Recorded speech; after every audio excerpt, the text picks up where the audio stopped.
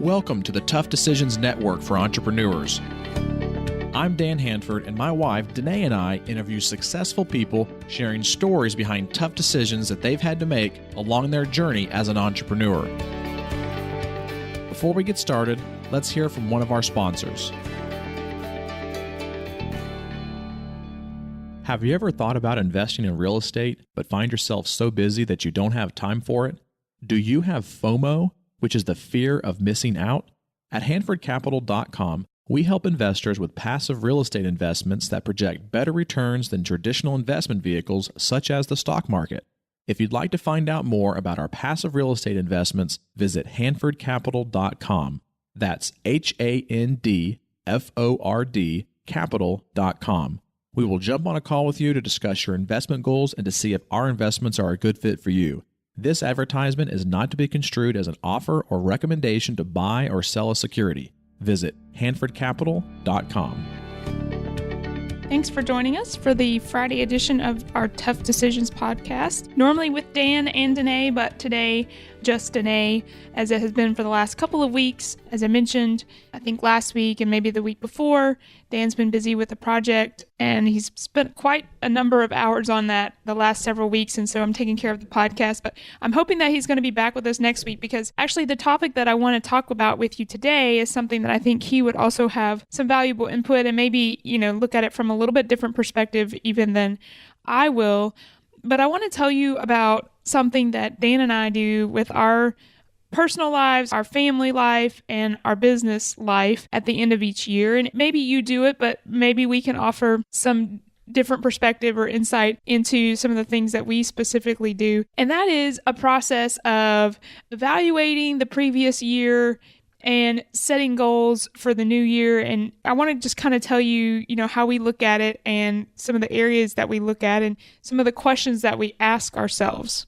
One of the things that we've done for a long time now, and frankly, I think it probably just started almost by, I don't want to say accident, but we weren't really planning it when it happened, but it sort of happened and it was like, oh, wow, that was really valuable. And I think we'll do that all the time. And that is at some point between, say, Thanksgiving and the end of the year, Dan and I would typically take a short trip. Now, the last couple of years, we actually haven't been able to take a trip because of family life going on. We've had 2 little ones in the last 3 years, and the last 2 years, the one has been fairly little, and we moved houses last year. And then this year, we were also expecting another little one in January, so that wasn't an ideal time to take a trip. And then this year, life has just gotten very, very busy. And of course, Dan is working on syndicating several deals here at the end of the year. And so we actually haven't taken one yet this year either. But what happened was when our 2 oldest children were small, we tried to take a trip sometime between Thanksgiving. Sometimes it was a little before Thanksgiving, but typically between Thanksgiving and the end of the year, we would take a short trip. Sometimes it was a weekend. Sometimes it was more like a week. And what we found was that was a really good time for us just to talk.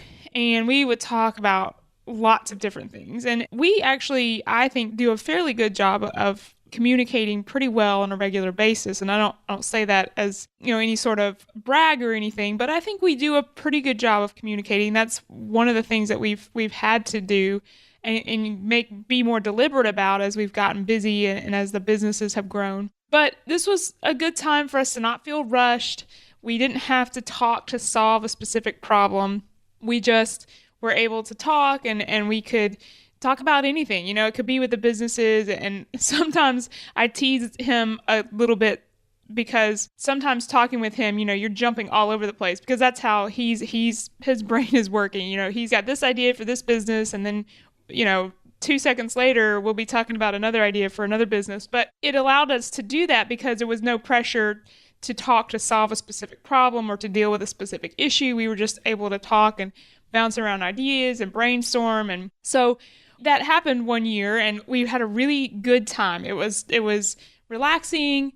There was nothing to keep us, on a certain schedule. So we had a very relaxing time, but we were also able to work through a lot of issues that the two of us had seen maybe from different perspectives, and issues that maybe we didn't even realize that the other person thought this was an issue because we had been so busy and hadn't really sat down to discuss it. But it's a really great way for us to sit down at the end of the year and make sure that we're both on the same page and that we're both have the same goals and that our goals align going into the new year. And so that kind of, as I mentioned, happened unintentionally.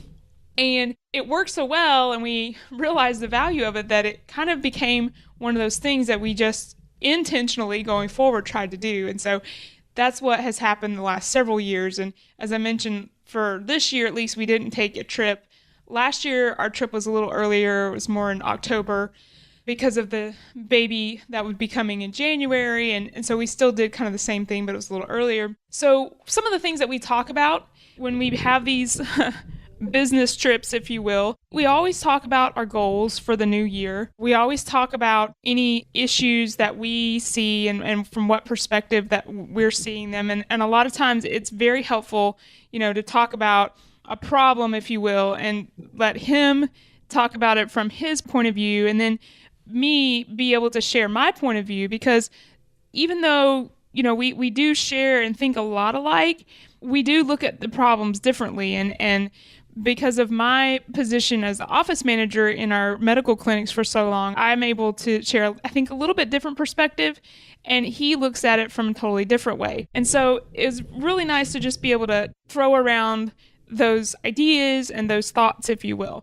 And so we try to identify any obstacles, any roadblocks that we see either currently or potentially in the future. We always talk about goals that we have. And Dan, more the visionary of the two of us, he is usually the one, casting the goals for the organization. But that leaves me with, okay, where do I fall in that? And what am I going to need to do in order to support those goals, in order to make sure that he's able to do what he needs to do to get us to those goals? And a lot of times that leaves me, with looking up and finding out what regulations govern those new services or those new products, or maybe we're going to need an additional policy to talk about a specific issue. Maybe we're going to need some more training, whether in the form of in-person training, or now that we have the online video platform, maybe there needs to be some online video trainings that are developed to support these. And so that's kind of what the way I look at things when we're talking about goals in the new year is, okay, that's going to be new for our businesses, or that's going to be a new achievement, but what needs to be in place to support that? And that's kind of the way I look at those things. We also try to evaluate ourselves and where we are and what we're doing currently in the businesses. I remember, I guess it was up to the end of 2015, I had been doing all of the bookkeeping for all of our businesses. And I think at that point we had 7 or 8 different entities. Maybe not that many at that point. Maybe we had 6 at that point, I think. And several of them didn't require much. It was just, an hour or so a month to upkeep them. But several of them required a good bit of my time. But that was something that I liked to do. That was a way for me to stay in contact with all of the different entities and to know exactly how each one was doing, because I was doing the bookkeeping. I was paying the invoices. I was paying the credit cards on a monthly basis and so on. And so I liked that. It required a lot of time, but I liked it. And I remember in this particular year, Dan, at this end of the year meeting, if you will, Dan looked at me and he said, no, I think next year, and he named 2 people in our organization. We're going to give these 2 businesses to that person, and we're going to give these 2 businesses to this person. And the only thing you're going to do is our one management company, which is the company that does the payroll for the different entities and provides management services. And that was going to leave me with, it was going to pare down greatly the amount of time. And I should have been happy. And eventually, I realized that was a really, really good idea. But at first, I was not too happy about that. I don't want to say I was mad.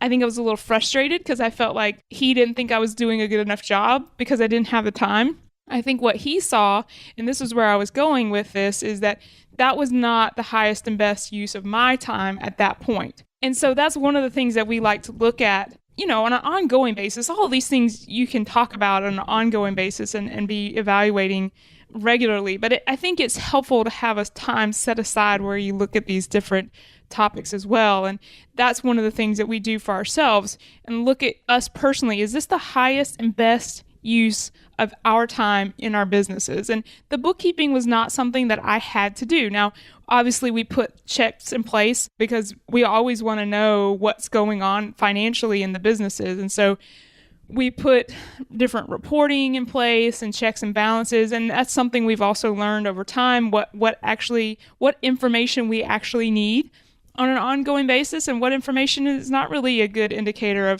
of success in the businesses. And so we've learned that as well. But that was a good change because he, from his perspective, looked at it and went, that's not the highest and best use of her time. And that was also the time when we were getting ready to expand the clinics. And so he knew that I was going to need to have time to put into training more people, to put into training an office manager that was going to be in the current clinic. And I didn't need to be sitting around doing bookkeeping. It is a super important job, but it's something that someone else could do. So that's one thing I think everyone should look at on a regular basis, but definitely on an end of the year or moving forward at the end of a year basis is, am I doing right now what is the highest and best use of my time? And I know that's something that Dan evaluates about himself all the time, but he's also very good about, reminding me that as an individual, we all have only 24 hours in a day, all of us.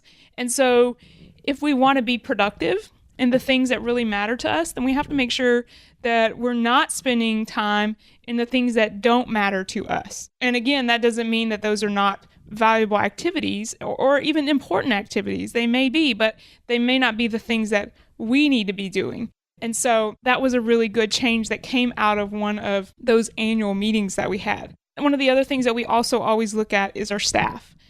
I think that it's very important that you be able to step back and look objectively at the staff that you have and look at what they're doing. Is what they're doing the highest and best use of their abilities and their time?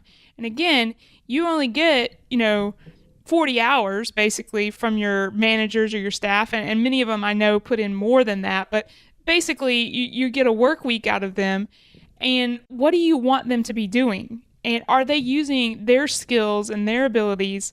Are you maximizing what you can get from their skills and abilities? And the neat thing is that almost all the time, when you can help them maximize their abilities and their skills that they have, then that's where they're also going to be the most satisfied and the happiest in your organization.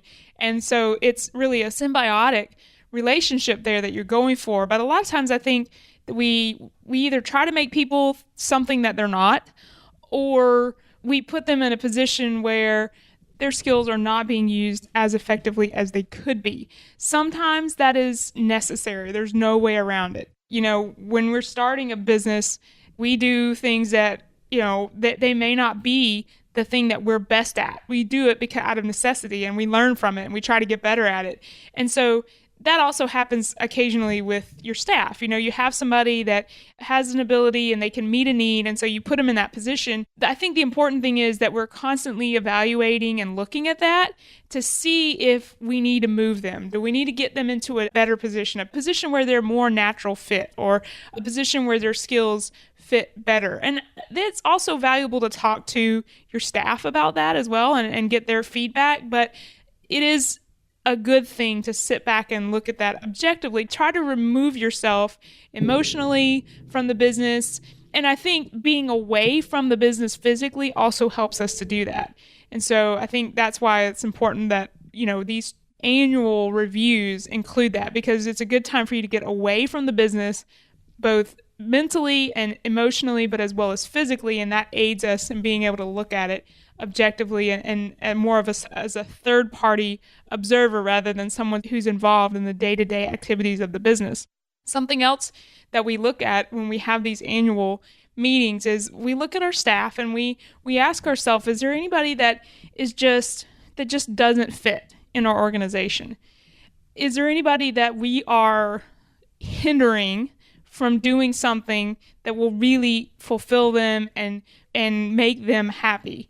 And on occasion, we have, as we discuss these things, looked at each other and went, yeah, that person is not a good fit. Maybe they're not a good fit for the position, but also maybe sometimes they don't fit the culture. And, we have come out of one of these reviews, if you will, and gone, that person probably, is not going to be a good fit going forward. And we've come up with a plan of action to correct that, whether it's going back and having a conversation with that individual and letting them know, the attitudes and the actions or behaviors that we've witnessed in the last month or 6 months or a year or whatever have let us know that this is not really a good fit and we want to offer some guidance and can we correct this? Or on occasion we've come to the realization that we're going to have to let that person go and that person's not going to be a long-term fit for our organization. Those are valuable decisions to be made, and they need to be made, and they need to be reviewed on a regular basis.